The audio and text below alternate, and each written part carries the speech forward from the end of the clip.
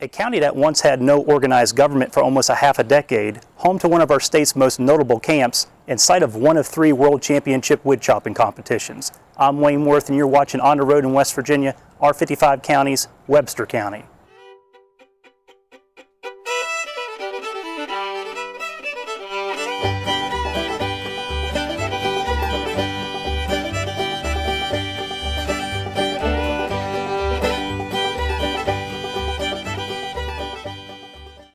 Long before chopping wood became an industry and a world championship competition, the Native Americans used this once rugged wilderness we call Webster County today as prime hunting grounds. The late 1700s also brought early settler Adam Stroud and his family to Stroud's Creek.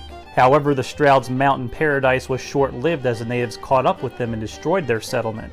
Now, further settlement to the region was pretty slow going, mainly due to Webster County's rugged terrain and isolation.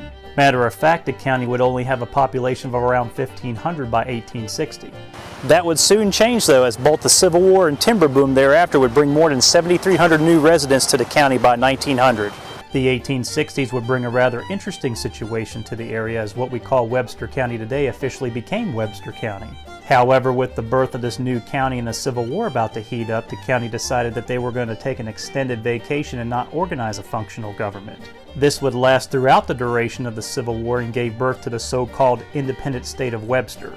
Of course, after the war, the county finally established a formal government. As for the Civil War, Webster County would be a haven for Confederate bushwhackers, mainly due to its rugged terrain and isolation. However, fighting was limited to only small skirmishes.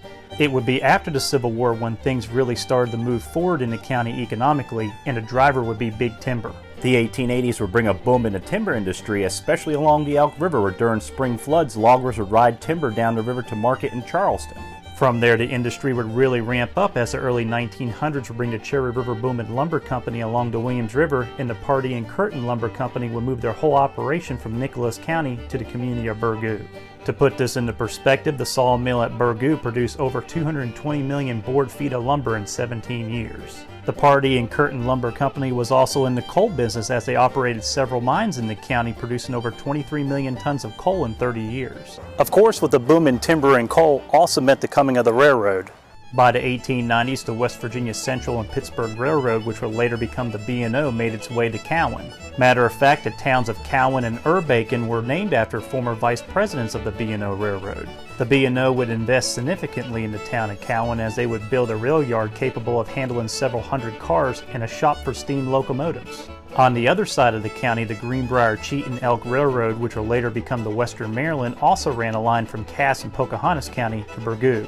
The Western Maryland Railway during the coal boom in the 1940s would invest heavily in Webster Springs, as the town would become one of the main commercial centers in the county.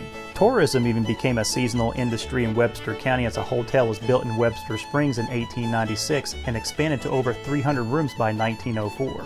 Every summer, these tourists from across the country would take a narrow gauge rail through the county's most rugged terrain to take full advantage of the healing properties of the salt sulfur springs. Unfortunately, in 1925, the hotel burned to the ground, which pretty much at that time put an end to Webster Springs being a popular summer getaway. As for coal and timber, the late 1950s and early 1960s would be the beginning of a painful decline in both industries, as the county's population would go from around 18,000 in 1950 to just over 8,600 today. Now, much of the southern end of Webster County saw reforestation efforts as it became part of the Monongahela National Forest, and as a result, both the Cranberry and Williams Rivers would become 2 of the most popular trout fishing streams in our state. Even up in Hacker Valley, the U.S. Department of Agriculture in 1937 began reforestation efforts in what we today call Holly River State Park, and today the park is one of the most beautiful state parks in the West Virginia park system. And even with the sharp decline in the timber industry, the good people in Webster County each Memorial Day weekend on Baker's Island celebrate the very best of the region's timbering heritage. That is why since 1960, the Webster County Wood Chopping Festival has brought the very best lumberjacks in the world to Webster Springs, and today is one of 3 World Championship wood chopping competitions. Which finally takes us right here to Camp Caesar, which since 1922 has been a camp that has not only developed strong leaders throughout our community and state, but was also used by the Roosevelt administration as a training facility for unemployed young men during the Great Depression. Definitely a history worth celebrating. I'm Wayne Worth, and until next time, always remember, what we value and hold important to our lives today came from events that happened yesterday, and it's when we begin to understand the events of yesterday that we fully embrace today, which makes tomorrow become less of a mystery.